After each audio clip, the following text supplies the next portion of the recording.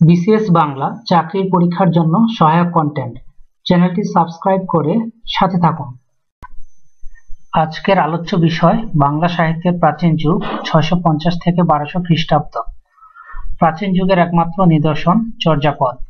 প্রাচীন যুগের সাহিত্যে উপকরণ হিসেবে পাওয়া যায় রূপকথা, খনার বচন। বাংলা সাহিত্যের প্রাচীনতম শাখা কাব্য। প্রাচীন যুগের সাহিত্যের বৈশিষ্ট্য দেব নির্ভরতা, ধর্মকেন্দ্রিক ভাবনা। কোন রাজবংশের আমলে চর্যাপদ রচনা শুরু হয়? পাল রাজবংশ। বাংলা সাহিত্যের প্রাচীন যুগের নিদর্শন দোহাকোষ, সরহপা রচিত। বাংলা সাহিত্যের বা চর্যাপদের আদি কবি কে? লুইপা। চর্যাপদ কোন ছন্দে লেখা? মাত্রাবৃত্ত ছন্দে। সান্ধ্যা ভাষা বা সন্ধ্যা ভাষা কোন সাহিত্যকর্মের সঙ্গে যুক্ত? চর্যাপদ। সবচেয়ে বেশি চর্যাপদ পাওয়া গেছে কোন কবির? কাহাপ্পা। চর্যাপদ কত সালে আবিষ্কৃত হয়? 1907 সালে। চর্যাপদ আবিষ্কৃত হয় কোথা থেকে? নেপালের রাজ গ্রন্থশালা থেকে।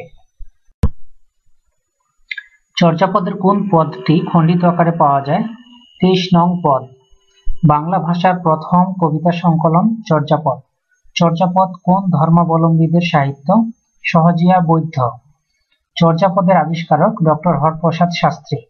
চর্যাপদের মোট পদসংখ্যা 50টি আর পাওয়া গেছে 46.5টি। চর্যাপদের পদকর্তা বা কবির সংখ্যা 23 বা 24 দুটোই হবে। 23টি পাওয়া যায় হলো ডক্টর মোহাম্মদ শহীদুল্লাহর গ্রন্থে আর 24টি পাওয়া যায় সুকুমার সেনের গ্রন্থে। কোন পণ্ডিত চর্যাপদের পদগুলো টিকার মাধ্যমে ব্যাখ্যা করেন? মণিদত্ত। চর্যাপদে কার পদ সবচেয়ে বেশি? কাহাপ্পা, 13টি। চর্যাপদের কোন কবি নিজেকে বাঙালি বলে পরিচয় দিয়েছেন? ভূষিকুপা। চর্যাপদের কবি জয়নন্দী।